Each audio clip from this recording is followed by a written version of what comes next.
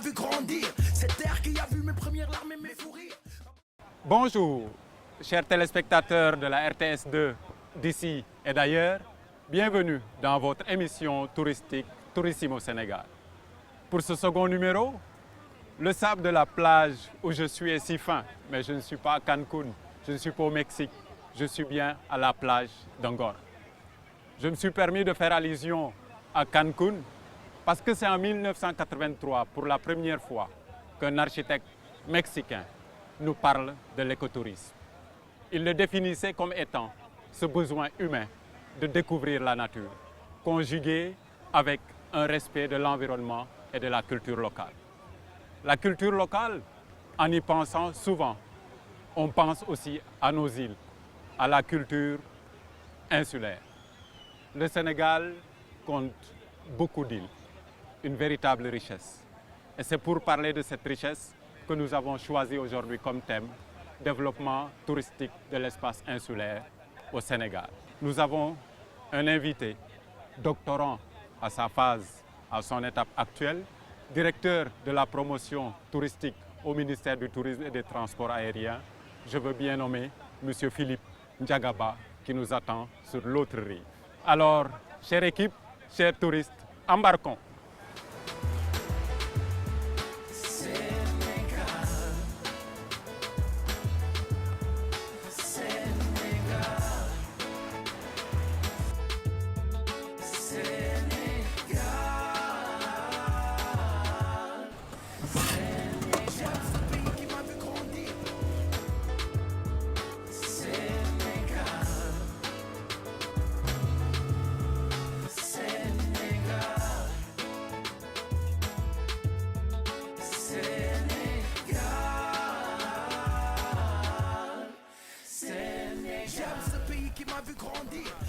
Bonsoir, monsieur Ba.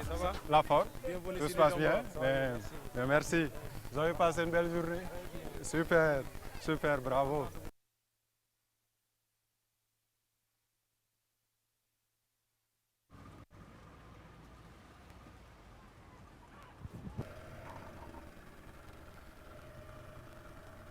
Comme je l'annonçais tout à l'heure, donc nous sommes à l'île d'Angor. Content d'être accueillis par notre invité, Monsieur Philippe Ndiagaba, à qui nous laissons le temps de dire bonjour aux téléspectateurs. Bonjour, chers téléspectateurs de la RTS2. Bonjour, Jonas. Merci, Monsieur Ba. Encore un grand plaisir pour nous de vous accueillir. Je m'en vais vous présenter Monsieur Ba. Je disais tout à l'heure que c'est un doctorant en tourisme à l'université Hassan Sek de Ziguinchor, à l'école doctorale Espace, Société et Humanité. Et aujourd'hui, diplôme d'espagnol comme langue étrangère du ministère de l'Éducation, de la formation professionnelle d'Espagne, Institut espagnol de Dakar. Un master 2 en langue étrangère appliquée, option tourisme à l'université Gaston Berger de Saint-Louis. En termes d'expérience professionnelle, donc il est actuellement, comme je le disais, directeur de la promotion touristique du Sénégal au ministère du Tourisme et des Transports aériens. Conseiller municipal, président de la commission tourisme et culture à la mairie de Kafountine. Depuis 2019, guide touristique titulaire du Sénégal, major de sa promotion. Encore félicitations, M. Ba. Merci. Président de la commission salon et foire à l'Office du tourisme de Casamance, donc à Ziguinchor. Juillet 2015 à 2021, professeur d'enseignement secondaire, option espagnole. Décembre 2011, attaché de presse espagnol à la délégation générale du Festival mondial des arts nègres. Je dirais, M. Ba, un sacré parcours, non? On essaye. Super. La question que j'allais vous poser pour entrer dans le vif de notre thème, j'ai tout en taquinant, insulaire ou de la terre ferme? Ou insulaire ou du continent? Les deux, mais plutôt insulaire. Insulaire? Oui. Alors, super. J'habite une île qui s'appelle Saloulou, dans la commune de Kafountine. Super. Alors, comment aujourd'hui le doctorant, l'insulaire, le professeur de langue ou d'espagnol, directeur de la promotion touristique définirait-il l'île et ou son côté insulaire? Oui, la question elle est facile à répondre. Pour venir à Ngor, nous avons dû prendre la pirogue.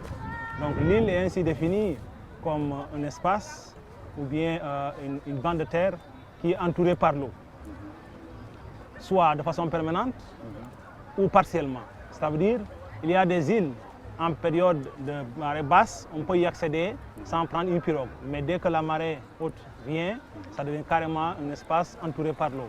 Certaines îles aussi sont reliées au continent par un pont, mais cela n'enlève en rien leur caractère insulaire. Ou certaines îles sont reliées au continent par un tuyau ou bien un tunnel. Donc, retenons que l'île, de façon générale, c'est un espace qui est entouré par l'eau, soit de façon permanente ou de façon partielle. C'est l'île qui est insulaire et pas le contraire? Oui, en fait, l'insularité, c'est l'adjectif qui vient de l'île, insulaire. Donc l'île, c'est carrément l'insularité. Quand on fait référence à l'insularité, c'est plutôt, on fait référence à l'île en tant que telle. Tout à fait. Et je le disais tout à l'heure en introduisant l'émission, que le Sénégal compte beaucoup d'îles, une véritable richesse. Par l'intermédiaire toujours d'un de nos invités, on a connu qu'il y a au moins 52 formes de tourisme, sans pour autant y aller directement. Mais combien d'îles aujourd'hui contre le Sénégal pour qu'on puisse au moins avoir une idée de notre richesse? Exactement, une question éminemment importante. Mais malheureusement au Sénégal, il n'y a pas encore une cartographie exacte de l'île. Parce que quand on parle des îles au Sénégal, on se focalise sur les îles habitées. Pendant qu'il y a une cinquantaine d'îles qui ne sont pas habitées, mais qui peuvent être exploitées sur le plan touristique. Donc, les îles les plus connues aujourd'hui, c'est Gorée, c'est Ngor, c'est Carabane, c'est Sipo, etc. Mais une cartographie exacte de la partie insulaire du Sénégal n'est pas encore établie. Peut-être c'est le moment de lancer un appel aux géographes, etc., pour qu'on puisse travailler là-dessus, pour qu'on puisse montrer que le Sénégal vraiment peut être une destination carrément insulaire. Exactement. Et bon, bien entendu, je demandais, est-ce qu'il y avait vraiment un programme qu'on peut appeler un programme touristique, même s'il n'y a pas encore cette cartographie, mais y a-t-il un programme fixé, déjà ficelé, en cours, touristiquement, bien entendu, au profit de nos îles, au profit de l'activité touristique? Non, les îles, aujourd'hui, quand même, on peut dire que le Sénégal est plutôt vu comme une destination balnéaire. Et quand on parle d'une destination balnéaire, les îles sont dedans. Mais un programme typiquement axé sur les îles, à ma connaissance, je ne le connais pas encore. Mais je pense qu'aujourd'hui, cette émission peut-être aura parmi tant d'autres mérites le fait de lancer un message fort à ceux qui vendent le Sénégal, aux tour opérateurs, aux guides, aux agents de voyage, de vendre le Sénégal non seulement comme une destination balnéaire, mais aussi comme une destination insulaire au Sénégal. Donc c'est comme un must, c'est-à-dire venir au Sénégal faire du tourisme sans faire l'île Gorée, c'est comme si vous n'êtes pas venu au Sénégal. Donc l'aspect insulaire est encore là. Mais au côté de Gorée, il y a d'autres îles qui sont aussi paradisiaques, mais qui ne bénéficient pas encore de la retombée touristique. Tout à fait. Touristiquement, j'allais demander quelle est aujourd'hui la zone la plus appréciée. J'allais dire, est-ce Dakar et ses îles, est-ce les îles de Saloum, est-ce la Casamance, ou encore en parlant d'îles, est-ce l'île de Fayou? Quelle est votre appréciation globale sur l'appréciation touristique des îles en termes de retour, ou vaut même s'il y a des statistiques dans ce sens? Oui, en tant que doctorant, je ne peux pas m'aventurer à dire qu'il y a telle île qui est plus visitée parce qu'il n'y a pas encore les chiffres, on n'a pas travaillé là-dessus. Mais il faut reconnaître quand même, comme je l'ai dit, Gorée se positionne comme un must au Sénégal. On ne peut pas venir au Sénégal sans aller à Gorée. Mais des îles comme Carabane, les îles du Sine Saloum où il y a un espace vraiment qui laisse des marques au niveau du tourisme. Donc sont des îles vraiment bien visitées. L'île de Fadjout, très célèbre, avec son cimetière mixte où chrétiens et musulmans sont enterrés. Vraiment, c'est des îles aujourd'hui qui se présentent comme un produit phare au Sénégal. Maintenant, il faut faire un travail scientifique pour voir exactement parmi ces espaces quel est l'espace qui reçoit beaucoup plus de touristes et qu'on aura des chiffres qui nous permettent de quantifier cela. Mais pour le moment, on peut dire plus ou moins que l'espace insulaire au Sénégal est bien visible, mais malheureusement, plutôt, on y va en excursionniste et non pas en touriste. Aujourd'hui, nous sommes par exemple sur l'île de Ngor, il y a plein de monde, mais à partir de 18h, 19h, 20h, vous n'êtes pas sûr de trouver du monde parce que les gens viennent pour passer la journée et repartent. Donc aujourd'hui, certaines îles comme Gorée aussi, les gens y vont la journée et repartent. Et très souvent, certains en y allant, ils achètent l'eau, ils ont des sandwichs, ils y vont juste pour passer la journée. Donc, côté retombée, l'île n'en bénéficie pas. Donc aujourd'hui, cette émission, parmi les orientations, comment faire en sorte pour que la population locale elle-même soit sensibilisée sur la question du touristique. Pour que la population locale ne s'arrête pas seulement au statut d'accueil, mais plutôt d'entrepreneur, que la population locale entreprenne, qu'il y ait des aménagements qui permettent à la population locale de bénéficier de la retombée touristique, parce qu'on sait que pour la plupart dans les îles, il y a un problème d'eau, il y a un problème de la salinisation, il n'y a pas beaucoup d'activités que les installés peuvent avoir pour vivre. Donc si on leur permet de vivre de l'activité touristique comme les îles Seychelles, les îles Malouines, comme les îles Baléares, etc., on permettra quand même à ces gens d'avoir une vie digne et qui ne soit pas contraire à l'exode rural. Sans transition, j'allais citer un grand investisseur sénégalais qui parlait du fort qu'ont les États-Unis aujourd'hui grâce à leur activité touristique, mais leur tourisme intérieur. Pensez-vous aujourd'hui que le tourisme intérieur sénégalais pourrait avoir cette force au profit de l'économie ou encore même au profit de l'ensemble de l'activité touristique? Ben exactement, je pense que l'orientation est donnée par le ministère du Tourisme et des Transports aériens. C'est le moment pour moi de remercier M. Alioune Sarr, le ministre du Tourisme, qui est en train de faire un travail de titan. Je remercie aussi le président de la République pour cette vision claire sur le tourisme. Avec l'ASPT, on est en train d'expérimenter ce qu'on appelait le Tambou Sénégal, c'est le fait d'inviter les Sénégalais à visiter leur pays. Donc les îles, vraiment c'est une destination paradisiaque que les Sénégalais mériteraient de voir, de vivre et qu'ils apprécient eux-mêmes les richesses qu'il y a. Aujourd'hui, si on veut développer le tourisme domestique, qu'on appelle tourisme local ou tourisme intérieur, le tourisme domestique nous permettrait, nous, en termes de chiffres, les chiffres qu'on veut atteindre, qu'on ne les attende pas seulement des étrangers. Nous, à partir du Sénégal même, on peut même nous permettre d'avoir des chiffres quant à la fréquentation des Sénégalais. Aujourd'hui, si la France est la première destination au monde, ce n'est pas seulement parce que beaucoup de gens viennent en France, mais parce que les Français eux-mêmes bougent en France, les Français font du tourisme en France. Donc, je pense qu'aujourd'hui, la vraie perspective dans ce cadre de pandémie, cette pandémie nous a appris qu'on ne peut pas tout le temps compter sur l'extérieur, nous pouvons compter sur nous-mêmes. Et je pense que le tourisme domestique, vraiment, c'est une parade qui nous permettrait de juguler cette calamité qui a été vraiment la Covid-19. Tout à fait. Peut-être qu'on y reviendra même en tirant les leçons peut-être sur le Covid. J'allais peut-être y revenir. Bon, vous l'avez évoqué tout à l'heure, je reviens toujours sur nos îles. Leur côté visite, vous avez parlé de Gorée, vous avez parlé de Ngor. Et puis, quelle est encore l'idée en termes de fréquentation, de tourisme intérieur, que vous pensez que c'est plus axé? Est-ce l'ensemble des îles du Saloum dans leur globalité, hors de Dakar? Ou encore est-ce la Casamance qui attire le plus? Toujours en termes d'îles. Bon, depuis qu'il y a eu la pandémie, on peut avouer quand même beaucoup de Sénégalais se sont intéressés aux îles de Fatick, aux îles du Sine Saloum. Donc ça a été en quelque soit comme la destination majeure durant cette période de pandémie. Mais Gorée a été naturellement vraiment une île très visitée par les Sénégalais en excursionnisme. Donc les gens y vont le matin pour revenir le soir. Par rapport aux îles de la Casamance, je pense que l'île qui attire beaucoup plus en Casamance, c'est l'île de Carabane, pour ce qui était une île très historique. Mais aux côtés de Carabane, il y a plusieurs îles, comme l'île de Salolou, l'île de Boko, l'île de Bekassouk, l'île de Djogé, etc. Des îles paradisiaques qui ont beaucoup de richesses, mais qui ne sont pas tellement connues par les Sénégalais. Donc c'est le moment pour nous de lancer vraiment l'appel aux gens aller découvrir ces îles, voir comment l'appellation vive. Et aujourd'hui, si en termes de produits halieutiques comme les huîtres, les jarches, les crevettes, quand on parle de ça, on sait que ça vient des îles pour la plupart. Donc ces îles ont un potentiel à faire valoir, un potentiel à montrer aux Sénégalais. Donc n'hésitez pas à visiter les îles parce que c'est une destination d'avenir. Tout à fait.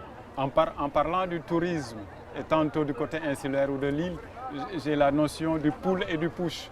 Et je voudrais juste demander entre l'île et le tourisme, mais qui est-ce qui draine l'autre? Bon, qui est-ce qui tire l'autre? Ça dépend de quel côté on se trouve. Mais on sait que l'île, de façon naturelle, attire des gens. L'île, ça crée la curiosité. L'île, le fait que c'est coupé du reste du continent, quand vous y allez, il y a la fraîcheur, vous pouvez vous baigner, hein, vous avez la chance de vivre avec la population, etc. Et donc, l'île en tant que telle est une curiosité. Donc, on peut dire, quand le touriste sort de chez lui pour aller découvrir, naturellement, il peut essayer de découvrir l'île. On peut dire, entre l'île et le tourisme, il y a une interdépendance qui mériterait vraiment une réflexion scientifique. Tout à fait, tout à fait. Super. Et cette semaine, la finance mondiale s'est un peu intéressée d'une manière encore fulgurante. Les Africains ou la diaspora ou les Sénégalais qui sont hors du pays, la diaspora dans son cadre général, de par leur participation en termes de devises envoyées au pays. Quelle est la lecture que vous pouvez faire aujourd'hui en termes d'apport de ce que la diaspora ou les habitants d'une île, mais hors de l'île, apportent en termes de développement ou même développement touristique dans l'île ou dans certaines îles? Je pense que je l'ai évoqué dans mon propos. Aujourd'hui, on doit se battre pour faire de l'ensemble des îles un cadre de vie qui permet à la population d'être fixe. Parce que sinon, quand on parle de l'exode rural au Sénégal, on peut même dire que les îles en pâtissent. Parce que la plupart des jeunes qui sont dans les îles, n'ont pas de collège. Donc, ils étudient jusqu'à la classe de CM2. Donc, après, il faut faire le continent pour aller dans un collège. Ce qui fait que, après le collège, il faut aller au lycée. Après le lycée, il faut aller à l'université. Donc, ce qui fait que beaucoup d'îles se dépeuplent. Et les jeunes ne sont sur les îles que pendant les grandes vacances. Et quand ils veulent travailler, ils travaillent en continent et ils envoient de l'argent aux parents qui sont restés sur l'île. S'ils parviennent à voyager, mais aussi ils envoient de l'argent pour les parents qui sont sur l'île. Maintenant, la tendance, il faut la renverser. Il ne suffit pas seulement d'envoyer de l'argent, mais faire en sorte que l'argent qu'on envoie, que les parents qui sont restés puissent prendre cet argent pour le fructifier. En quoi faisant? En ayant une petite formation en tourisme, qu'il soit créatif, pour que cet argent que les enfants envoient ou bien que les parents qui sont sortis envoient puissent être fructifiés sur place et ne pas attendre seulement que ceux qui sont à Dakar, ceux qui sont en Italie, ceux qui sont en d'autres façon générale ou aux États-Unis envoient de l'argent pour vivre. Parce qu'en ce moment, dans certaines îles, l'eau potable se fait rare. En ce moment, la riziculture, surtout en côté Casamance, avec la salinisation des terres, les gens ne parviennent pas à vivre de leur agriculture. Ce qui fait qu'on est un tout petit peu dépendant du continent pour vivre. Ce qui dit qu'aujourd'hui, si certaines îles tiennent encore, c'est en partie grâce à la diaspora, c'est en partie grâce à ceux qui sont partis. Maintenant, il faut renverser la tendance pour que les gens puissent se fixer sur les îles, ça donne à la paix, ça donne à tous les corps de métier qui sont liés au tourisme pour pouvoir vivre décemment de leur activité et qui n'aient pas besoin à sortir. Je pense que aussi la tendance, c'est l'orientation du président de la République qui veut faire avec la communalisation intégrale, qui veut faire en sorte qu'il n'y ait pas un écart entre le continent et les îles ou bien entre la ville et la campagne. Exactement, très important. Et qu'il y ait autour de l'esprit ou des parents qui sont restés à l'île un esprit d'entrepreneuriat, un esprit aussi d'investissement et peut-être un esprit aussi de développement. Exactement, voilà. Qu'ils aient le minimum. Dans certaines îles, si vous tombez malade, il faut avoir vraiment de la chance parce que non seulement il n'y a pas de médecin, mais il faut une pirogue pour vous évacuer et la pirogue, il faut la louer. Donc on peut dire que la population insulaire au Sénégal mérite de vivre décemment comme la population des continents. Donc qu'on fasse en sorte que dans les îles, qu'on puisse avoir ne serait-ce qu'un dispensaire fourni, dans les îles, qu'on puisse avoir de l'eau potable, dans les îles, qu'on puisse avoir l'électricité ou bien le solaire qui permet aux gens de vivre comme s'ils étaient à Dakar, comme s'ils étaient à Saint-Louis ou comme s'ils étaient à Ziguinchor. Si la tendance là est atteinte, les gens peuvent aller dans les îles en vacances tranquillement tout en sachant qu'ils peuvent se connecter à l'internet, qu'ils peuvent charger le téléphone, qu'ils peuvent utiliser l'ordinateur. En ce moment, les îles peuvent même compétir au même niveau que les villes et drainer des foules qui peuvent rester là-bas et vivre. Exactement, un appui très important parce qu'à certains moments aussi, ça fait partie de ce qui attire le touriste. Il veut bien être dans l'île avec son côté insulaire, mais il veut bien entendu rester connecté par rapport à ce que demande le monde actuel. Voilà. Toujours en restant dans le cadre de l'île, y accéder, quelqu'un disait que les îles ont les meilleures routes et qu'elles coûtent moins cher. C'est-à-dire qu'elles ont déjà l'eau. Maintenant, ce qui allait juste être un appui aujourd'hui, c'est qu'il y ait par exemple cette pirogue. Pourquoi pas que ça soit aussi un programme disons que ça soit, derrière que ça soit une initiative locale ou insulaire, mais aussi un appui qu'on peut voir pour que les îles soient dotées des meilleures pirogues, par exemple, qui ont la sécurité et qui permettent ce transport, cet accès touristique. Étant donné que ce qui y mène est naturellement été déjà offert par Dame Nature. Il suffit juste de mettre la pirogue et de rouler en parenthèse sur la route Kélo. Exactement. Voilà. Je pense que ça, le ministère du Tourisme et des Transports aériens l'a compris. Aujourd'hui, le ministère a doté certaines îles de la Casamance de pirogues modernes. Donc, je pense que cette expérience, il faut juste la multiplier au niveau des autres îles.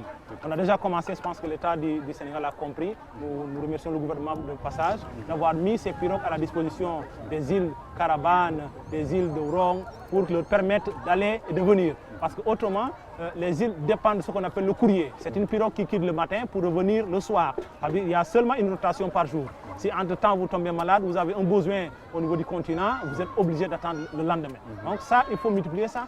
Autre chose aussi, former les jeunes qui sont sur les îles pour qu'eux-mêmes puissent se constituer en GIE, pour que ces pirogues puissent avoir des retombées et qu'ils puissent créer d'autres projets. Donc ça aussi, l'accompagnement que l'État du Sénégal a trouvé pour orienter les jeunes à se spécialiser dans les corps de métiers qui sont soit directement liés au tourisme ou bien des métiers connexes au tourisme. Avec ou sans transition, donc nous, bien entendu, nous parlerons du côté insulaire, de ses richesses. Nous avons évoqué une large partie. Mais bien entendu, vous êtes à la direction de la promotion touristique, vous dirigez même, vous êtes à la tête de cette direction. Bien entendu, invité de notre émission, les téléspectateurs ou les professionnels ou l'ensemble des Sénégalais qui sont sur ce secteur voudront davantage connaître sur cette direction. Alors, je dis juste, quelle est la place de votre direction dans la quête actuelle de reprise économique ou touristique? La direction de la promotion touristique en monument, c'est une direction très jeune, créée vers 2019. Donc ça veut dire l'agence a précédé la direction. Aujourd'hui, la direction, comme je le dis souvent, le président de la République a une vision en tourisme. Sa vision, il la confie au ministre du Tourisme. Et le ministre du Tourisme confie sa vision à la direction. La direction fait dans la stratégie et c'est l'agence sénégalaise de promotion touristique qui met en pratique cette vision. Donc c'est toute une chaîne, des orientations, telles que le plan stratégique du Sénégal. Donc cette direction s'est inscrite résolument dans l'objectif de renverser la tendance, faire en sorte non seulement d'attirer beaucoup de monde vers le Sénégal, mais de faire en sorte que les Sénégalais découvrent. Donc l'option, c'est la diversification de l'offre, mais aussi la diversification des marchés de provenance. Donc on sait qu'au Sénégal, nous attirons plus de touristes français. Mais aujourd'hui, il faut continuer à travailler dans le marché français pour que beaucoup de Français viennent au Sénégal, mais s'intéresser à d'autres marchés aussi comme le marché chinois, comme le marché anglais, comme le marché suédois, comme le marché russe, etc., etc. Et aujourd'hui, le Sénégal a vraiment deux options, faire en sorte que vers 2035, que nous soyons vraiment un hub touristique et un hub aérien.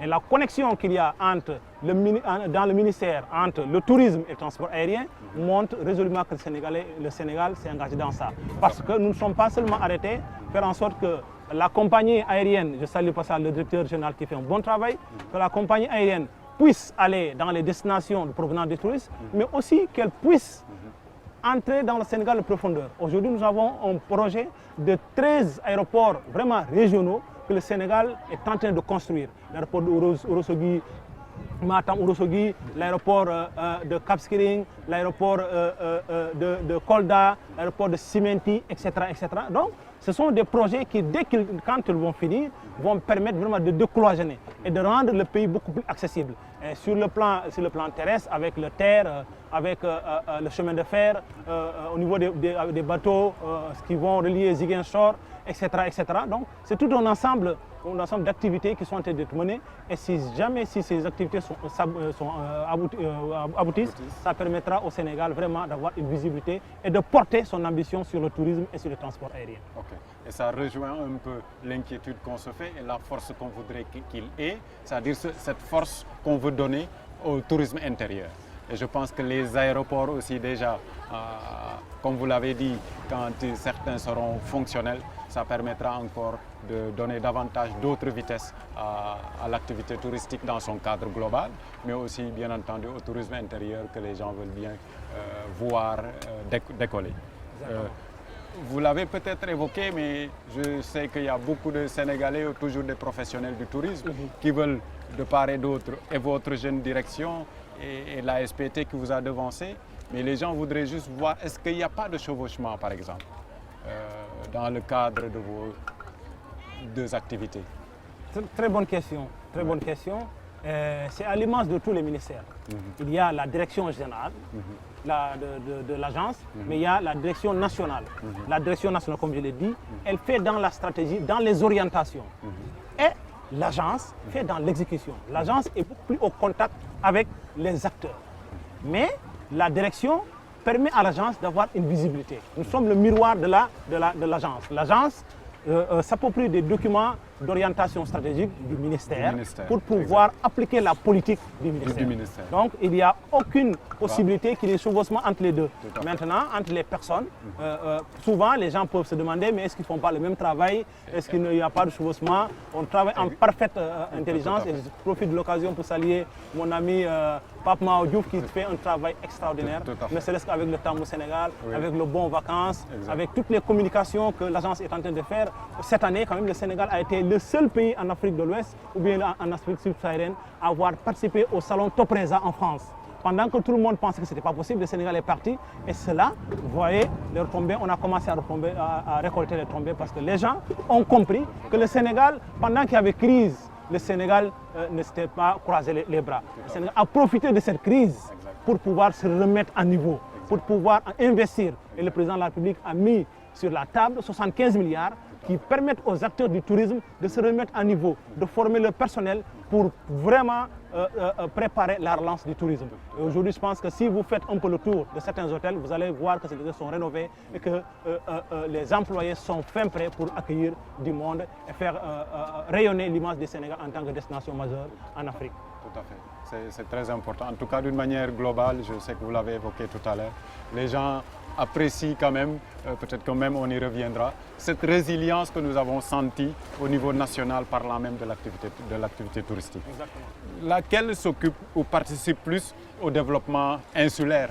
Et je veux dire comment? C'est-à-dire entre vous êtes à la direction nationale et à la SPT, nous sommes encore dans le cadre d'échanges au niveau de notre thème, le développement de notre richesse insulaire. Entre la direction nationale et la SPT, qu'est-ce qui s'occupe aujourd'hui ou qu'est-ce qui a une vision ou cette charge du développement insulaire? Je peux dire les deux. Mais la SPT, au même moment qu'ils font de la promotion au niveau extérieur, ils ont un autre programme aussi au niveau intérieur. Vous avez vu il n'y a pas longtemps que l'année dernière, la SPT a fait une sortie, une immersion dans les îles de Sine Saloum. Pendant la Covid, la SPT est allée en Casamance et a même fait l'île de Carabane. Aujourd'hui, l'orientation est quand même tracée. La SPT est en train de faire l'effort d'aller vers le marché intérieur pour constater, de viser ce qui se fait et pouvoir l'améliorer. Au niveau de la direction aussi, nous allons, au niveau de l'orientation, permettre à l'ASPT d'accentuer sur l'offre domestique, sur l'offre intérieure, pour permettre aux Sénégalais eux-mêmes de ne plus continuer à penser qu'on parle de tourisme seulement quand c'est un blanc, on parle de tourisme seulement c'est l'hôtel. Il n'y a pas que les plages pour faire du tourisme.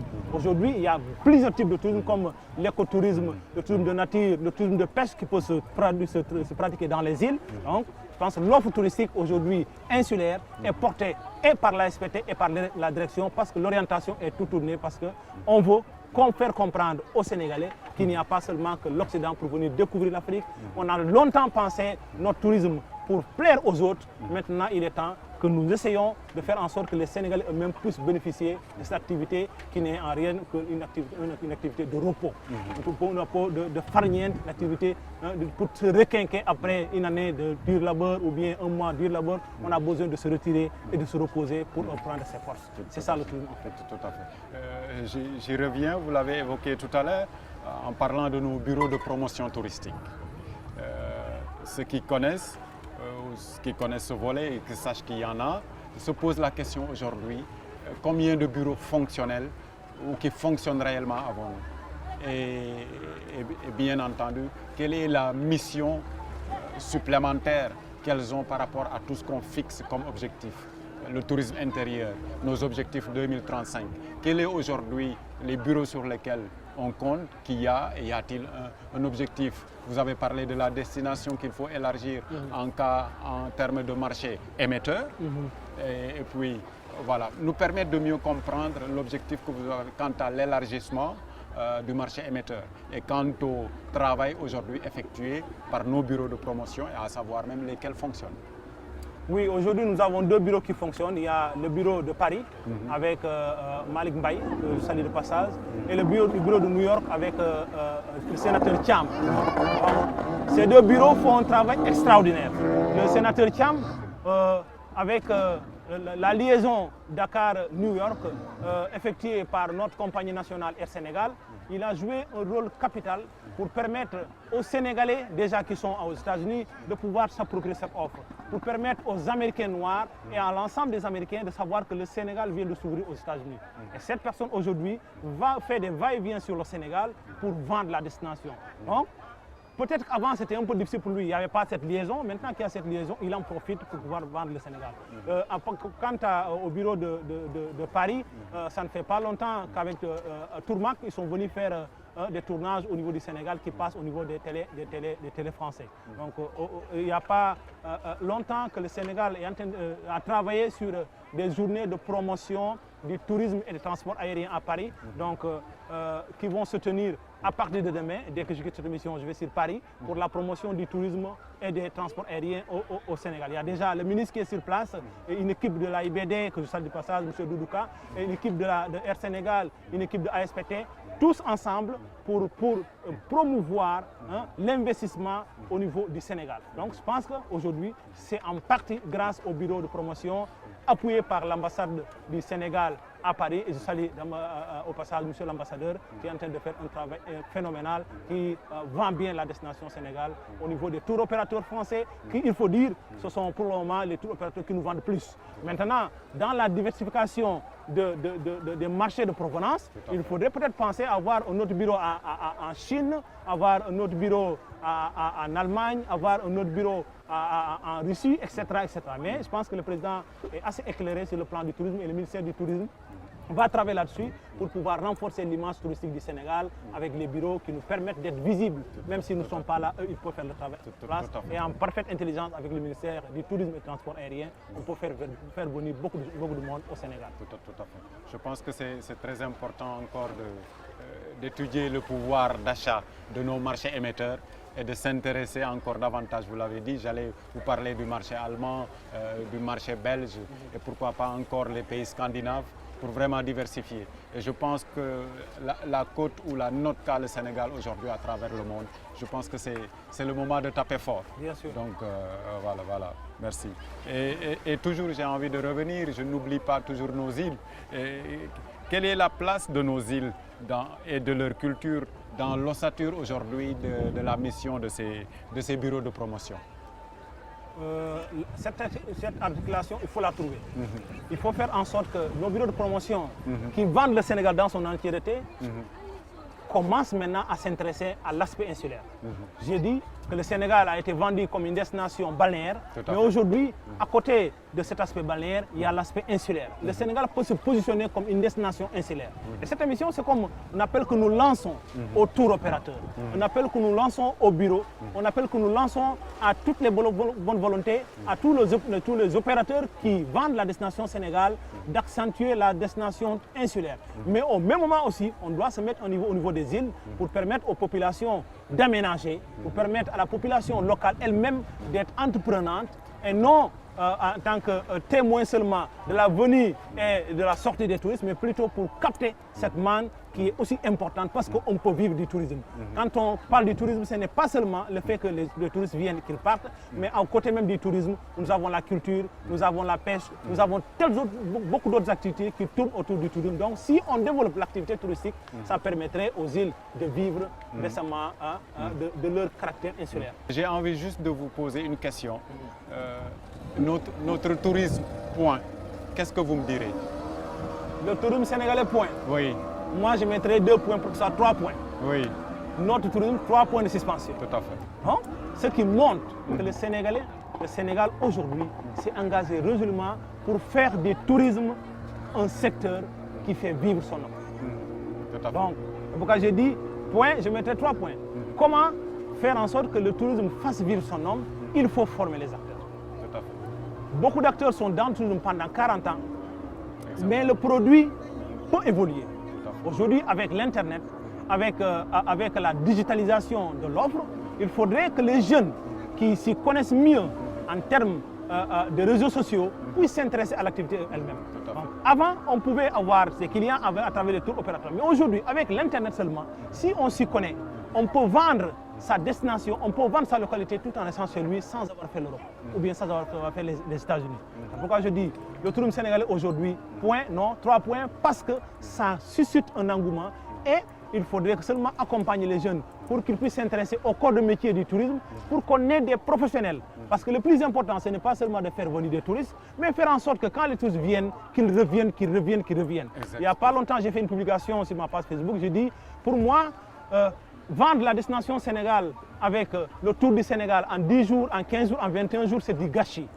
On ne peut pas connaître tout le Sénégal en 21 jours ou en 10 jours, en 15 jours. Ne serait-ce que à Dakar, on peut faire 20 jours à Dakar et ne pas finir. Parce qu'il y a Gorée, il y a Ngor, il y a Lac Rose, etc. etc.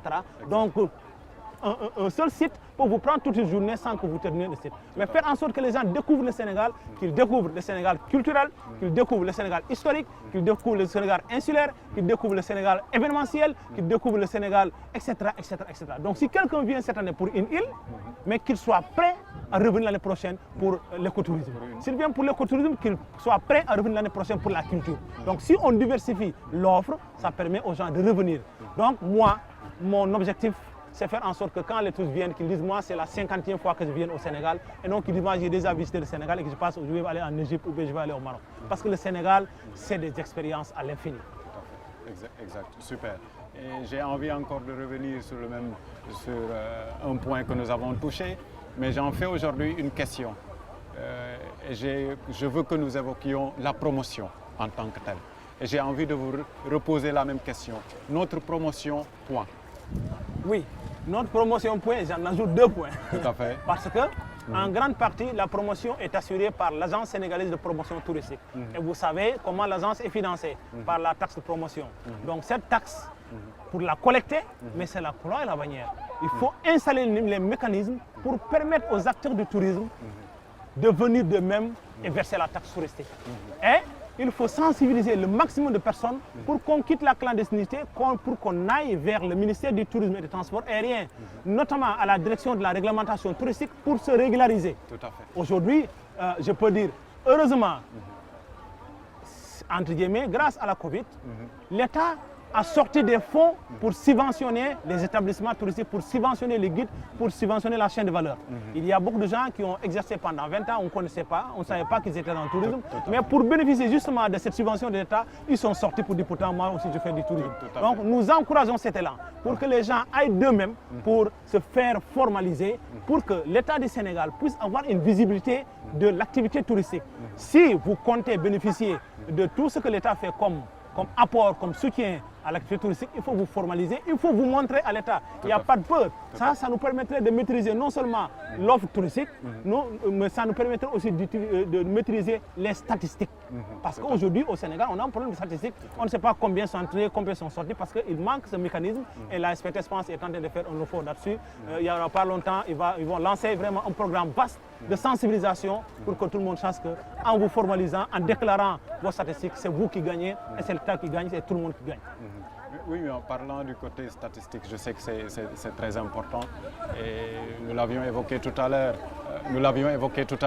En parlant un peu de nos îles dont on a du mal aujourd'hui à cartographier, à faire le décompte.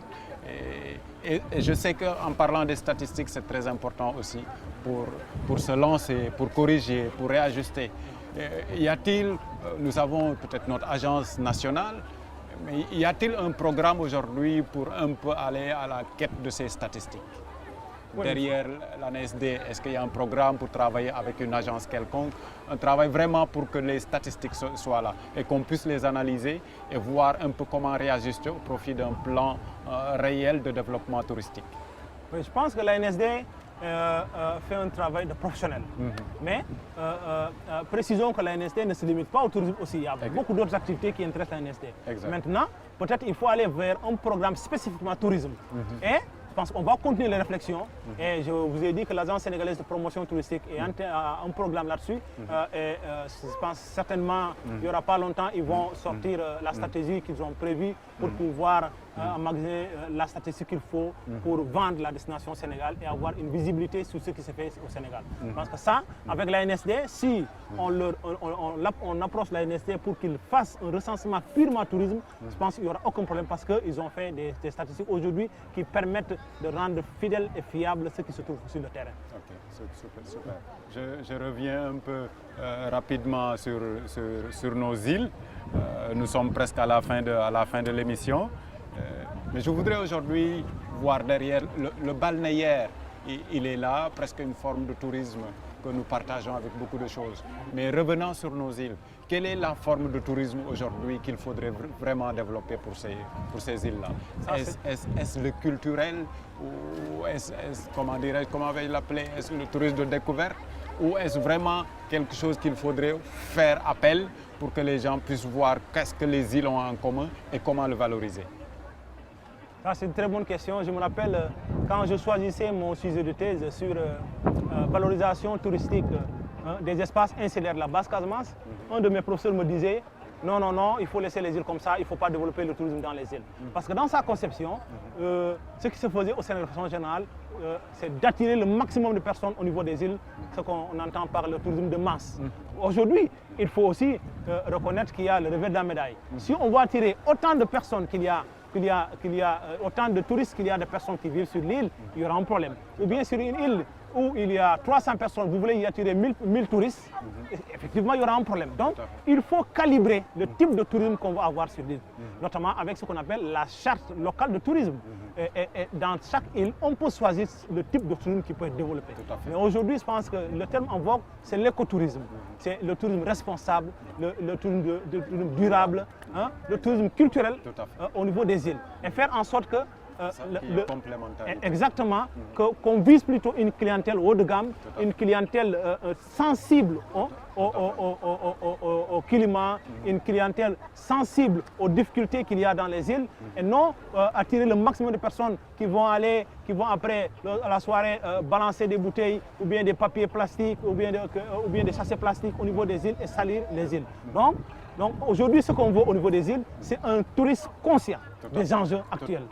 Un touriste qui va pour participer à la vie, qui va pour vivre avec la population locale, et non un touriste qui vient, qui se pavane, qui ne connaît même pas l'importance de l'eau sur une île.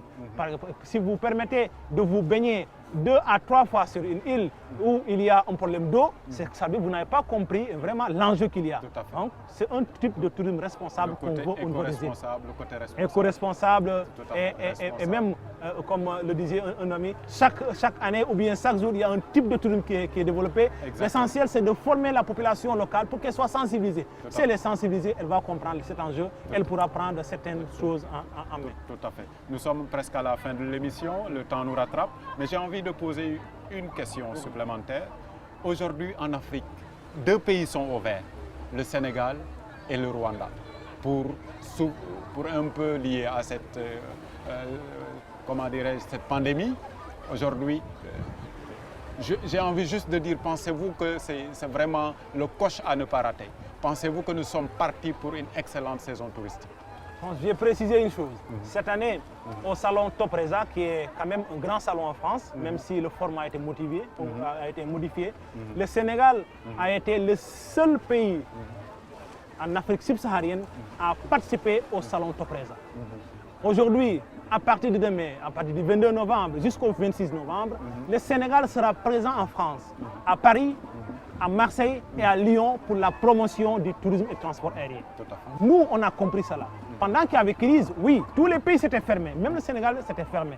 Mais entre-temps, puisque les cas de Covid ont commencé à baisser, et nous profitons de cette occasion pour remercier nos personnels de santé, notre personnel de santé qui a fait un travail extraordinaire. Donc ça nous a permis, nous au Sénégal, de permettre aux touristes de venir chez nous avec le test Covid, mais d'aller plus loin. Non seulement avec le test Covid, vous pouvez venir au Sénégal, le test Covid de 5 jours, en moins de 5 jours, mais aussi avec votre passe sanitaire, vous pouvez venir au Sénégal. C'est-à-dire que le Sénégal est ouvert. Si le Sénégal est ouvert, le Sénégal fait partie des pays qui ont un peu plus maîtrisé la Covid. Ce qui fait que nous sommes passés de pays orange à pays vert. Et tout le monde sait ce que ça signifie. Si vous passez en pays vert, les gens sont sereins, les gens sont contents de venir au Sénégal. Et aujourd'hui, j'étais content de voir sur l'île d'Ongor qu'il y a déjà de l'effervescence. Les gens viennent. Donc nous allons travailler pour ne pas dormir sous nos lauriers. Ce n'est pas parce que nous sommes verts que tous les gens vont venir forcément. Il faut aller vers les gens, intéresser les gens. Le tourisme, c'est une activité de marquage. On marque les gens à la culotte pour qu'ils viennent et qu'ils reviennent et qu'ils reviennent. En ce moment, c'est comme ça que la destination Sénégal peut décoller. Exact. J'ai envie de vous dire votre mot et ou votre message de la fin. Mon message de la fin, je vais le diviser en deux. Le premier message, c'est aux futurs maires. Nous allons vers des élections municipales. Je lance un message fort aux futurs maires pour qu'ils s'intéressent à l'activité touristique, pour qu'ils s'intéressent à tous les métiers connexes au tourisme. Pendant qu'on parle aujourd'hui du programme Heunaouni, faire en sorte que les jeunes puissent trouver du travail, je pense que le secteur tourisme, c'est un secteur qui peut employer beaucoup de jeunes. Dans la restauration, dans l'hôtellerie, dans le guidage et dans tous les autres métiers connexes au tourisme. Donc, je lance un message très fort aux candidats, aux mairies et aux conseils vraiment départementaux d'avoir un programme axé sur le tourisme et ne pas dire parce que nous n'avons pas une plage, nous n'avons pas la mer, nous ne sommes pas touristiques. Toutes les communes peuvent se prévaloir cette activité touristique. Deuxième message, c'est aux jeunes de travailler, de faire en sorte qu'ils soient des professionnels, de se faire former. Et dans le métier du tourisme, vous pouvez vous faire former et travailler dans un autre secteur tout en ayant votre diplôme en tourisme ou bien tout en ayant votre savoir-faire en tourisme et vous pouvez vous spécialiser. Avant, on pouvait être vendeur simple, mais aujourd'hui, il ne suffit pas de vendre. La technique de la vente même, on doit l'apprendre.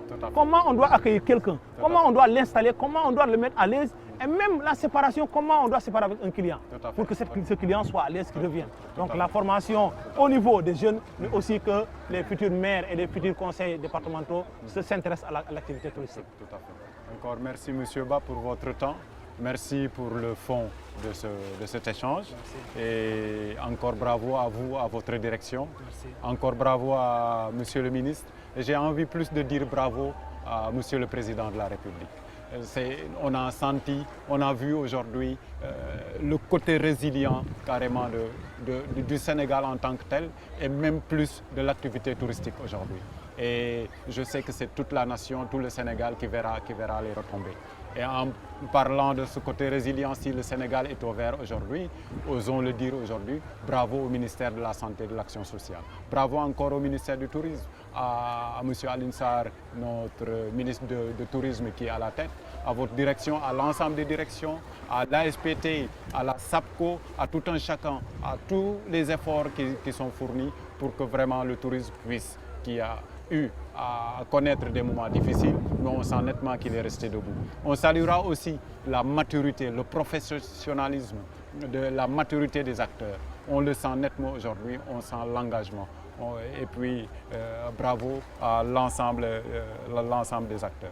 Je voudrais dire aussi, j'en profite, et je voudrais aussi lancer cet appel à l'ensemble des professionnels. Cette émission Tourissimo Sénégal, c'est votre plateforme, c'est votre outil de communication. Nous viendrons vers vous. Dites-nous aussi, nous voulons que notre secteur soit connu, mieux connu, qu'il soit réajusté, qu'il tienne debout. Et nous voulons aujourd'hui que l'ensemble des professionnels se mirent à travers cette activité au profit de l'activité économique, au profit du développement national et au profit des objectifs qui sont tous fixés vers le tourisme 2035. À vous téléspectateurs, nous vous disons merci pour votre temps, merci pour votre écoute et nous vous disons à très bientôt pour une nouvelle émission de Tourissimo Sénégal.